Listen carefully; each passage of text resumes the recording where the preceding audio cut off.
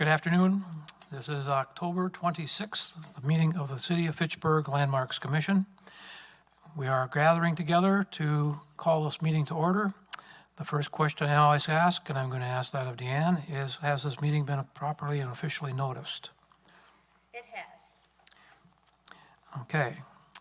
We don't want to go on record if we haven't officially met the statutory requirements for public notice on the meeting. And we have enough members to have a quorum, even though we don't have any heavy issues on our agenda. So I guess the next thing on our agenda is approval of the minutes.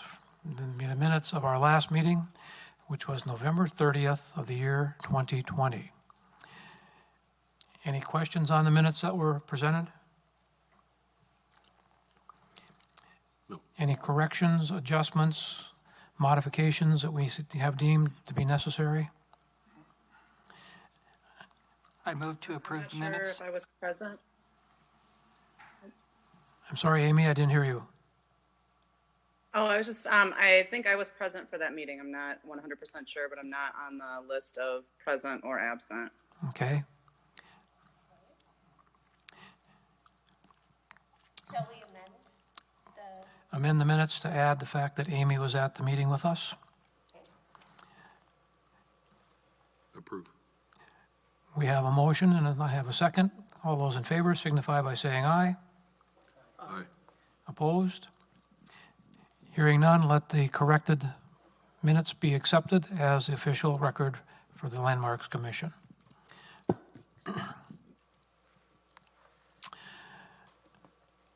Public appearances for non-agenda items. I see no one here, so agenda item 3. I guess we will continue since there is nobody here and we didn't really have specific issues raised today that we had to meet for. Next thing is agenda review. When I was reaching out to see if we could get together just so we had some idea of the new staff that we're working with, they asked if I had any discussion items or things we'd like to talk about. Well, the big thing we were looking at in 2020 was the finalization of our inventory of historic properties in the city. So I suggested that we might look at what we can do, or if we're going to do anything currently with our inventory. And the second thing was next steps for historical architecture resources. And I see approval of a timeline. Discuss building approval timeline. I'm not sure what how that was interpreted. Yeah, so that was placed on the agenda. Could you please identify yourself for the record? Yep, sorry. This is Brad Sipple. I am city staff, planning and zoning staff, community development planner is my title. So that was a discussion item to talk about the timeline for after a certificate of appropriateness is given, to talk about what the timeline is for a property owner to complete a project. Okay. So we can talk about that under that agenda item. The issue I raised is that we've had people come in for approval, review and approval, and they have done a very nice job in presenting information to us. But then for whatever reason, the project doesn't get completed. And we have not been putting on any kind of requirements or restrictions as far as a time window, that if you're going to do this, you need to do it within 18 months or 2 years. And I don't know if it's something we really need to have or not, but I just thought it might be something that would be appropriate if we felt necessary to add it. I guess it wouldn't be that critical if I had an answer to a question that actually my wife raised, which I thought was a very good point, is when we have somebody come in and request an approval or a modification to the physical structure, does anybody check to see if it was done according to the approval that we granted? Now, I'm not sure if building inspection, because for many things, they need to get a building permit.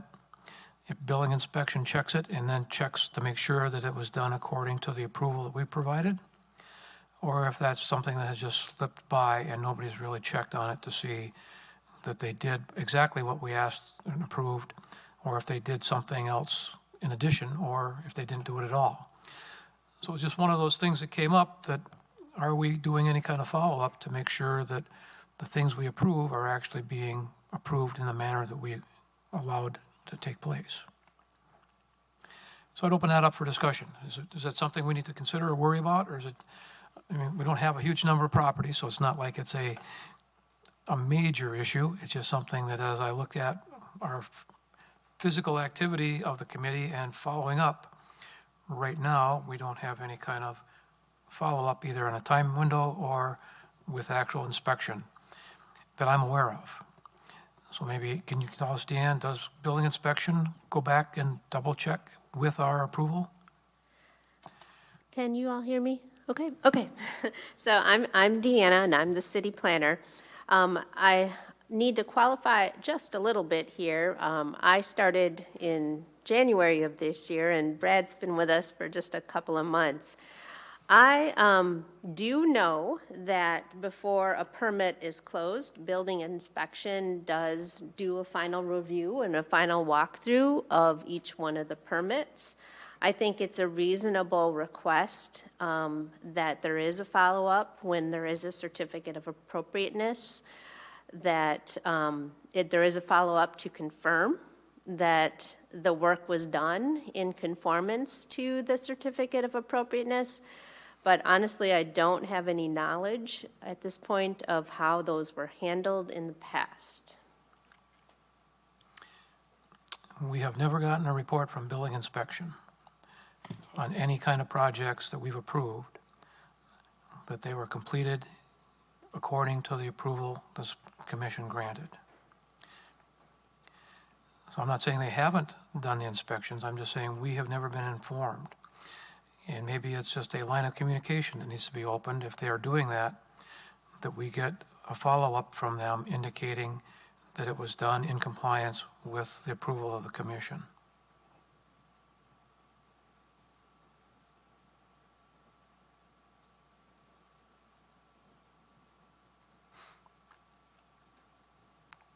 Any thoughts from the commission members as to what we could do differently, or if this was going to be something we want to pursue? My name is Eric Erlis.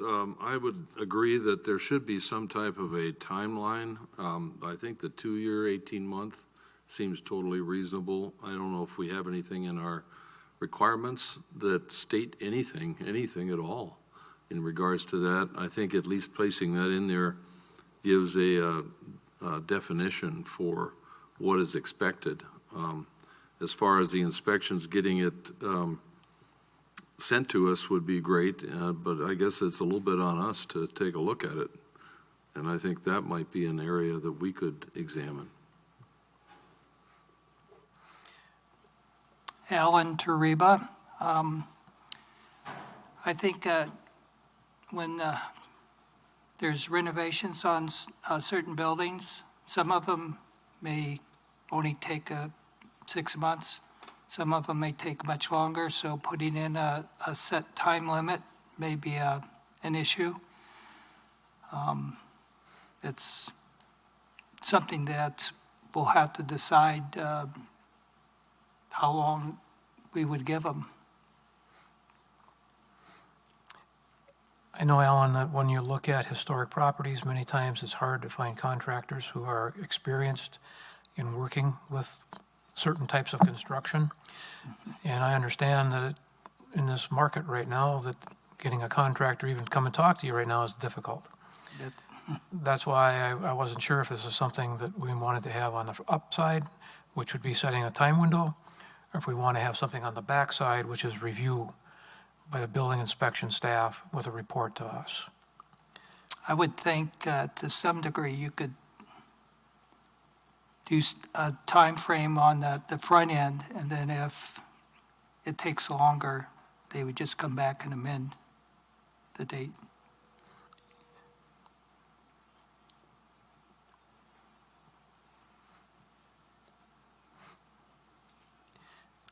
The pause is so that the notes can be accurate.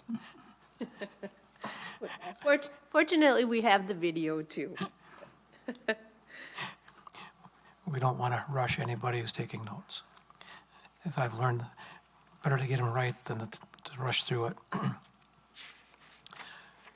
So based on our discussion, the feeling of the commission is, in the future, we should look at having a set window of time to complete the project.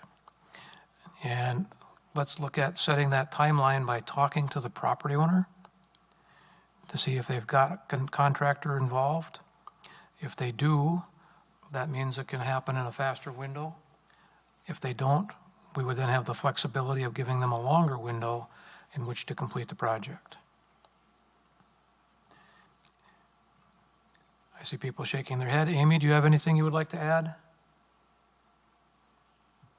Amy Stager, I think this is a really interesting discussion and a very good point that all of the members have brought up so far. So I think what you just said seems incredibly reasonable to evaluate on a project basis by the commission and give a recommendation.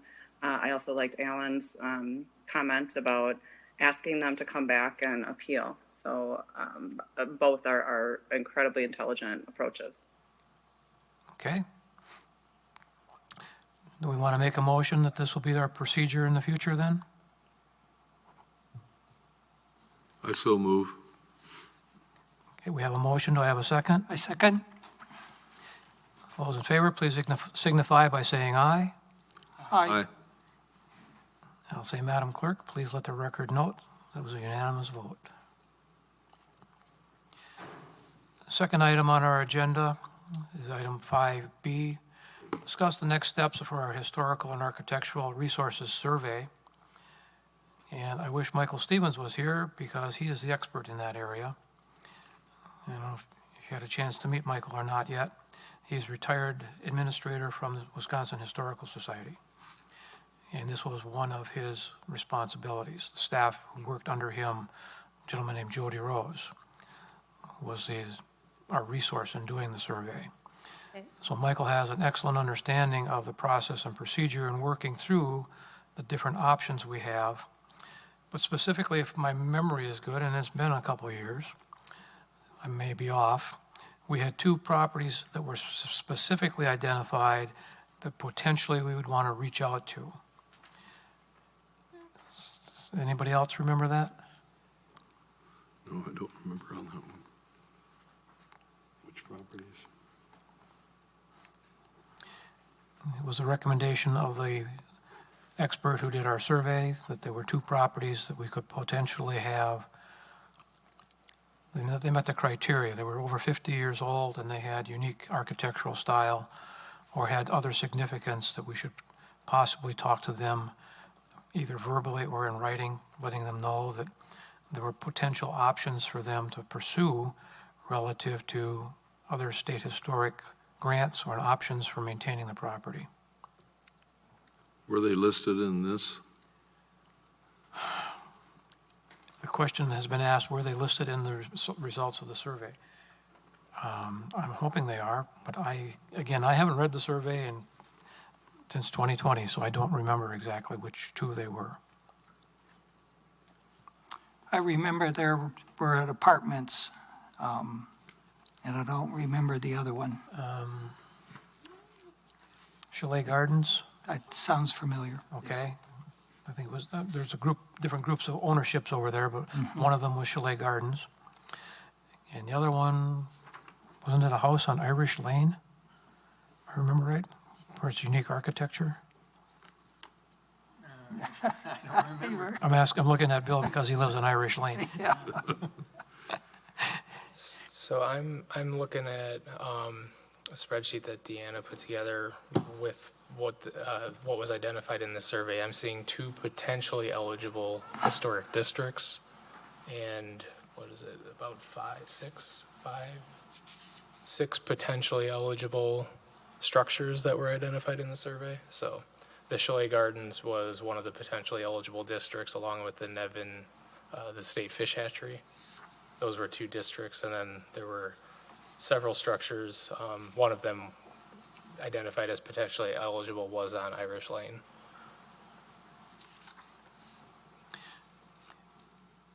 It doesn't say what property it was, huh? 5481 Irish Lane, the Christensen home. Oh, okay. I know it. We've delayed action because of COVID.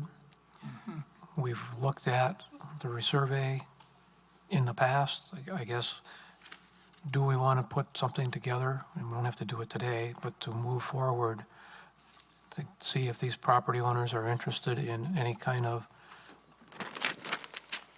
historic status on their properties. I would be in favor of moving forward.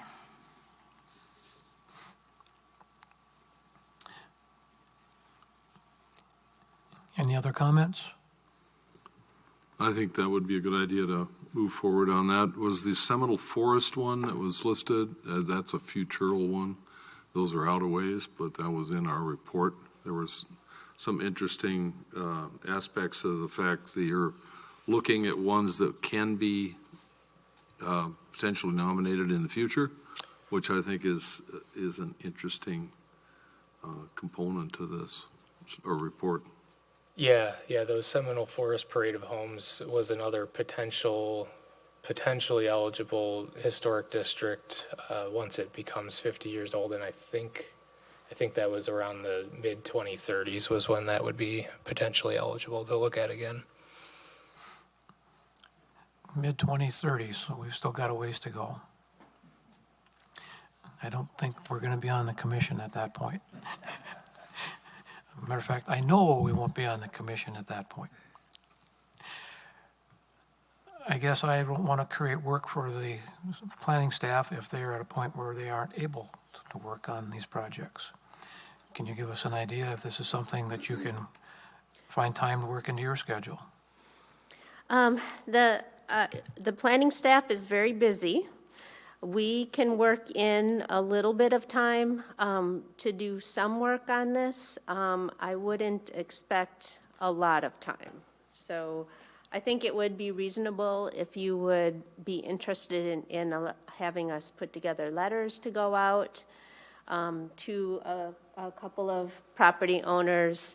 I think we could try to help to field some calls. You all have more knowledge about the survey than we do, and about the history of Fitchburg than we do at this time. So I think we would look towards you for some support in answering questions that a property owner might have. Does that seem reasonable? Certainly. I mean, we want to get you on board. We want you to become experts on the historic properties we have in Fitchburg, so that when things do come up, that people don't get the runaround.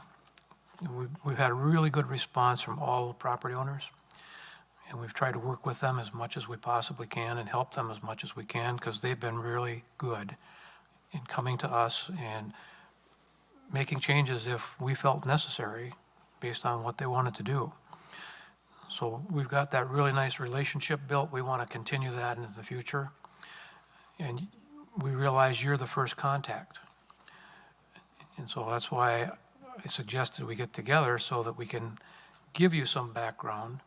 Sure. So that you know that these people have been very, very responsive to us and extremely helpful when we've had concerns or issues and working with us. And that we want to make sure that that kind of relationship continues, because they have been outstanding corporate citizens for Fitchburg in maintaining and protecting the few historic properties that we do have. Any other discussion from the board as to what you feel might be appropriate at this point? I had one item that I'd like to bring up. I don't know how it works in. I have had some discussions with Bill Quackenbush, who's the Historic Preservation Officer for the Ho-Chunk Nation.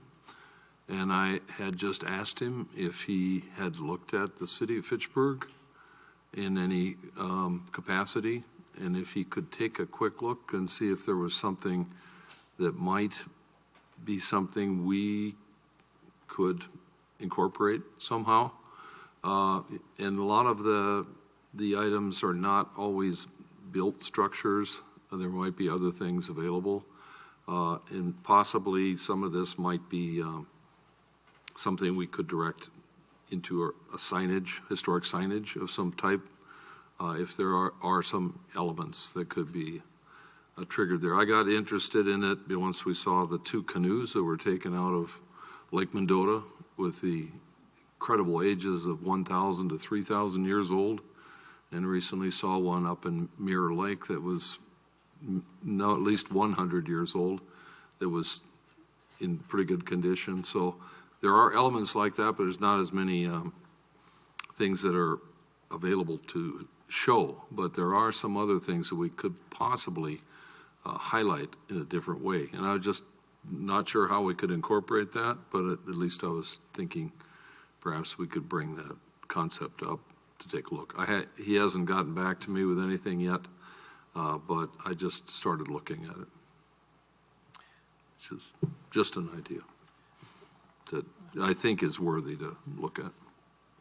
You raised a good point in that, again, before the pandemic, we were looking at the possibility of adding signage throughout the city, not just at this historic homes or properties, but possibly on the bike trails in other areas in the city that would reflect some of the heritage of the early settlers of the community. And I'm sure that the First Nation was here well before many of the people that now call Fitchburg their home. And they must have had some kind of significant presence. And it would be really good if we could figure out how we could incorporate that into our landmarks, either signage or whatever else they find that might be something of historical significance here. I think that's a great idea. I think the one you mentioned on the bike path is very, here we're showing, the one that's there now is showing the old depot, and then the houses in the background. Here's where it stood. Here's a memory of the place, and so you're on the bike path, you see that, and you get that historic input that you would otherwise just bike right by. And I think that's a good concept, especially signage. Maybe along the bike trail, could be at the bridges, could be somewhere else to be located. The Historical Society has signage for the old one-room schoolhouses. So that might be a good thing to look at and decide. They're not real fancy. We replaced the signage of one that had water damage for about $75. So it's not a lot of money to put these signs up. There's a lot of new technology in that regards with photographs. There's a photographer up in Wisconsin Dells that was featured in the State Journal, who's going on after what H.H. Bennett had done up there and creating the museum, kind of taking things like that, but taking current pictures. And there is new technology that will allow those signs to stand and weather out for 20 years in their photographs. Yeah. So And that signage does have pictures. Okay. It's the original ones, and then it's there. So at least, I think it's about 5. We are still there, actually used for homes.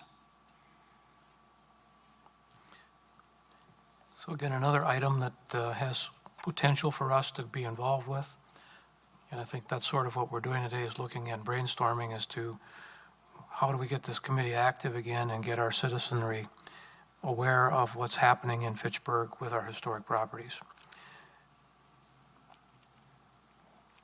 And also to meet our working partners, to make sure that when we get that email that we recognize who it's from and it doesn't wind up in our spam folder. We don't want that. So good point, Eric. Thank you for bringing that to our attention. And will you be the lead on that? Will you follow up with them? Sure, I will. I'll be checking with him. I work with someone who is in the tribe, and he kind of, as we discussed things, it kind of came more to my mind, and he gave me Bill Quackenbush as a contact, and I did speak with him, and so I think we'll look, and I'll bring anything to the committee that could be considered. Okay, so at this point, we're going to ask our planning staff to put together correspondence that we can send to the two properties that were identified as being worthy of historic significance, so that we can reach out to them and make them aware that this was part of the survey results. And then after that, I think follow-up from the committee would be appropriate to see if they have any interest. Sounds good. This is Bill Kinney. As far as the Irish Lane property, that house was started back in probably the 40s. I ate lunch or dinner in the basement of that house when we were filling saddle there, and I saw the Christiansens build the house stone by stone over the years. It took them quite a while to build it. They lived in the basement for a long time. Darlings live there now, and Mr. Darling is not in good health. I can't imagine they want very much done with the property, but it's it's interesting to let them know that we're thinking about them. So John Darling, Yeah, John. okay, I've known John for many years. Yeah, he's not in good health.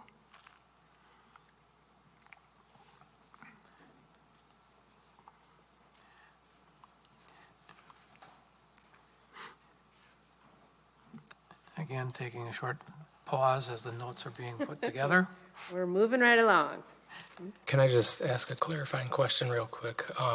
Of the two properties, I think the two that were discussed most were the Chalet Gardens District and the Irish Lane House. Are those the two that you were referring to? Yes. Okay, thanks. As far as the other ones, I guess we're going to have to defer on that until a later point in time. Yeah, I guess we could certainly indicate to them in writing that there was interest in the architecture or whatever was pointed out in the survey, but that it wouldn't basically come into play for another, I don't know, 10 or 12 years or whatever the timeline was to meet that 50-year requirement.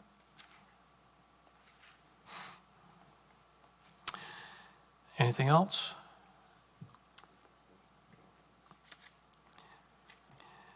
Okay, next on our agenda is a report from the department. The department does not have a formal report. I'm very happy to join you all. I thought maybe I could just introduce myself a little bit, if you feel that's appropriate. Please. So, once again, my name is Deanna Schmidt, and I am the city planner and zoning administrator here with the city. I started on January 31st, and I'm sure you all remember Lisa well. Lisa was wonderful, right? And unfortunately for us, but wonderful for her, Lisa left shortly after I arrived, and she's in Madison in the planning department. I've heard so many good things about her in Madison, too. So I'm kind of new here in terms of getting ourselves situated with the Landmarks Commission. My background is in planning. I was a planner down in Texas for the city of Pasadena, Texas, which is just outside of Houston. But I grew up here. I did my undergraduate here in Madison and my graduate work at the University of Milwaukee. So kind of coming home. I'm happy to be here. So maybe Brad can talk a little bit about himself. Yeah, I'll do the same thing. So I started here, as Deanna mentioned, a couple months ago at the city of Fitchburg. I am the community development planner, so I'm not sure if any of you interacted with Wade Thompson, but I filled his position after he left, I think in May. So I grew up in southern Wisconsin. I did my background's also in planning. Prior to coming here, I worked for the Wisconsin Department of Transportation for doing statewide planning, and then before that, I was at the city of Wausau doing municipal planning there as well. I did my undergrad at UW Eau Claire and graduate school at UW-Madison in urban and regional planning, and live in Madison now. My family moved back down from Wausau about 2 years ago in 2020. So, yeah, that's a kind of brief introduction of background on me. Question I would have for both of you. Can you give us a little idea of your experience in working with historic properties in Wisconsin and the Wisconsin Historical Society and putting things on the National Register? Just give us an idea. If, Wausau is not a real old community, so I'm not sure if there's a lot of that activity up there or not. Yeah, Wausau had, so I have a little bit of experience. I was not the main staff person for Wausau's Historic Preservation Commission, but I did attend a lot of the meetings and helped support the city planner there with some of that. But they do have, I think, 3 or 4 historic districts and a lot of, primarily late 1800s, early 1900s historic homes there. There's some heritage like lumber type industry stuff there too. So we did.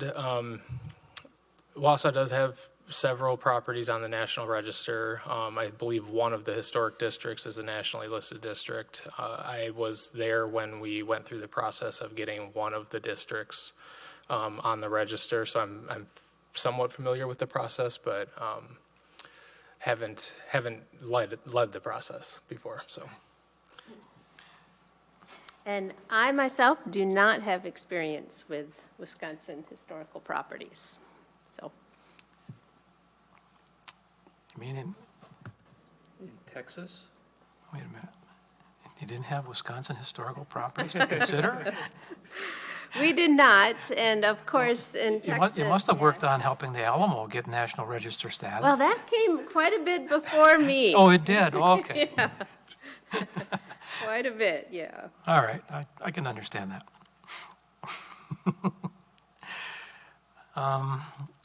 Next question I have you read the book we put together on historic properties in Fitchburg? Unfortunately, I haven't had a chance to do that yet. I certainly encourage you to look at it. It's a book it's a project that we completed a number of years ago that updated and enhanced what had been done by planning staff earlier. And we have copies in the library, and I'm sure you have copies in your office someplace. But just to give you an idea of the properties that we're working with, and it's not a huge quantity, but they're quality. We like to think of them as quality homes and properties that we can help as they keep those into the future.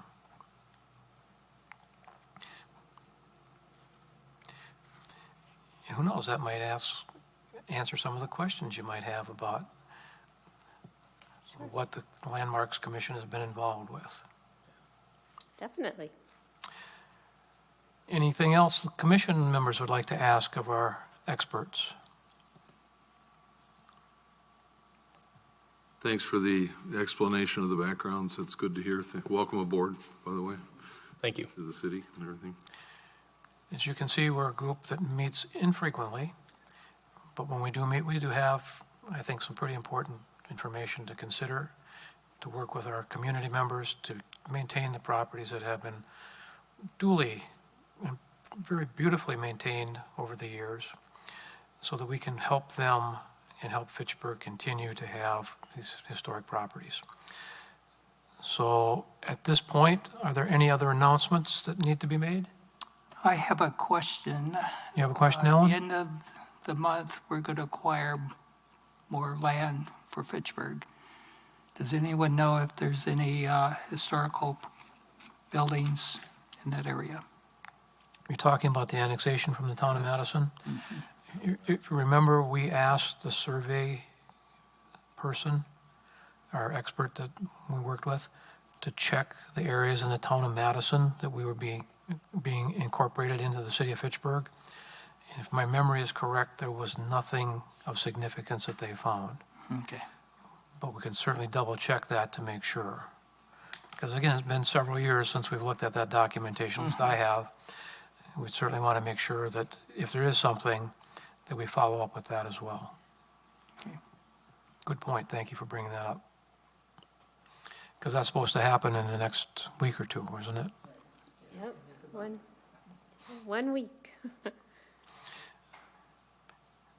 took a long time coming because I was still working at state and local finance when that agreement was put together. So it's been an interesting phased change that's been occurring, trying to remove the annexation process we had and the conflicts it created, and then having islands that were scattered about that were still pieces of townships that were surrounded by the communities that had grown around them. A lot of issues. Okay, anything else as far as things to bring to the council? Hearing none, I'll just say it's been great to see you all again. It's been a long time since we got together, so thank you for being brave and coming with us. Amy, thank you for Zooming. We're glad to have that technology today that we can do these kinds of things, both in presence and virtually. And I know sometimes with working and a family, it can be a challenge. So we're glad to see you, even though it's virtual. And I'd like to say, at this point, I'd ascertain a motion to adjourn. I move to adjourn. I have a motion. Do I have a second? Second? A double second. That must mean it's really important. All those in favor, please signify by saying aye. Aye. All, any opposed? And again, please let the record note, we have unanimous vote to adjourn today's meeting. Very good. Thank you, everyone.